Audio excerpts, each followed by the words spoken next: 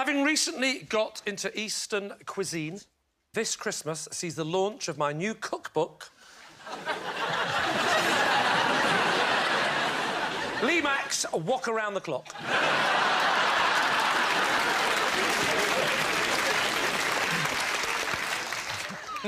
David, give us some of the recipes from Walk Around the Clock. Shall I give you my favourite ones? Give just your favourite 6 or 7. OK. Yeah, well, I like quite simplistic. Because believe it or not, simplistic. So, raw pork. So, sweet and sour pork balls is one of my specialities. How would you cook your sweet and sour pork balls? Well, I'll tell you exactly how I would cook my sweet and sour pork balls. For £9.99, you can find out. Did you go to the publishers with this idea? I went to Penguin, because they're the only book publishers I've heard of.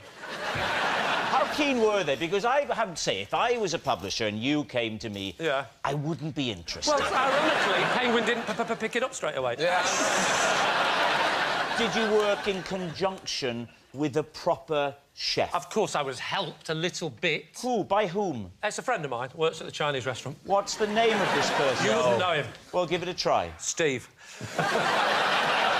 Steve Jenkins. I've been going into the Chinese restaurant a lot recently. And I've been really sort of learning about it and savouring the dishes. And I keep saying, Steve, this is fantastic. What is this?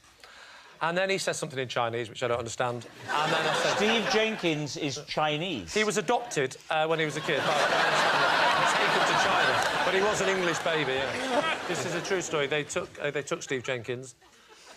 They adopted him. Even though he was a baby, he was known as Steve. Obviously not. Then he was called Baby Steve. So this Chinese couple adopt baby Stephen. He's got his full name. He's called Steve Jenkins. They don't change his name. But they couldn't change his name, could they? They continue to call him. Yeah, because he's clearly an English baby. They knew he was going to grow up looking Western. Was he the only Steve Jenkins in his school? I think we should concentrate more on my ability to cook and less on my ability to understand the basic systems of adopting children and taking them to China. What was the hardest recipe to perfect? The hardest one to perfect was definitely the beef in oyster sauce with chilli. How would you go about cooking that? Well, first of all, I will get my wok. Yes? Very bold of you. Yeah, so I get my wok down from my wok shelf. Yeah. Put it down. Got a wok shelf? Wok shelf, yes. How many woks do you own? About 7. 7 woks? How many woks have you got? 1. Well, that's why you haven't got a book out at Christmas, mate. Yeah. So I light the burner, like that. That's the noise. And I heat the oil, put the oil down. Peanut oil, actually. Don't use olive oil, peanut oil. So put the peanut oil around. Sounds delicious. The trick with the wok is not to put the oil at the bottom of the pan. It's to dribble it around the edge. You know the way same way you do a toilet duck? Yeah. All the way around the edge and watch it slightly go down. And the publisher said, probably don't use that analogy. So, put it around the edge.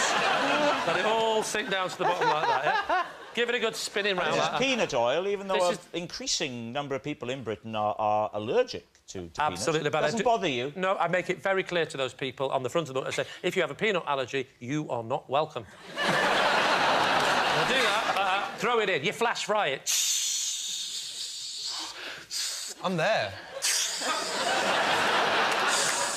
Then you're throwing in 3 or 4 different ingredients, depends which, there's different versions of it, but I'm going to go with the one with lots of greens. You've got lots of broccoli, you've got lots of carrots, you've got lots of a few sesame seeds, you're throwing it in. The thing is to feel the pan, feel it, become the pan, become one with the pan. You flick it up like that, stir it round.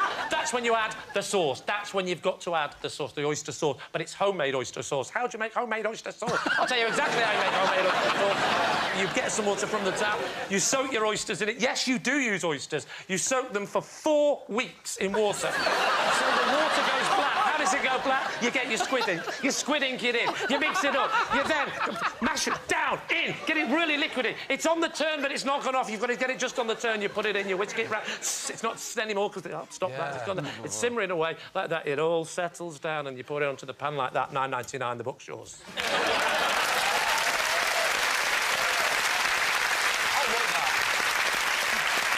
David, what are you thinking? It was very entertaining, but was it... Well, I say very.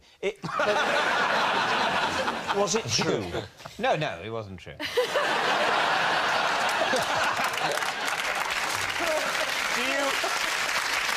a little time to discuss this with your team? No, I know.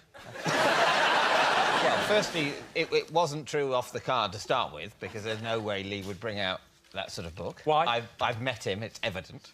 Well, you don't know He then everything went on about to me. make it less You don't know plausible, everything in fact, about me, David. that your collaborator in this book is a man called Steve Jenkins, who was adopted as a baby in this country, taken back to China. Not for long. No, for his whole childhood. No, he said they came back to Britain. Yeah, but when he was an adult. Oh, when he's an adult. Yeah. Yeah, otherwise he'd have been able to speak English now, wouldn't he? How did you write a book with a man that only spoke Cantonese? Well, we had an interpreter. Chinese fella called Brian Smith. I think you're incredible, man. Incredible as in not credible. So we're saying it's a lie. Yeah. Well, the audience are on tenterhooks. Lee, was it the truth? See, there's a slight part of me now thinking, I could actually bring this out. It's a lie. It's a lie. Lee hasn't written a cookbook called Lee Mack's Walk Around the Clock.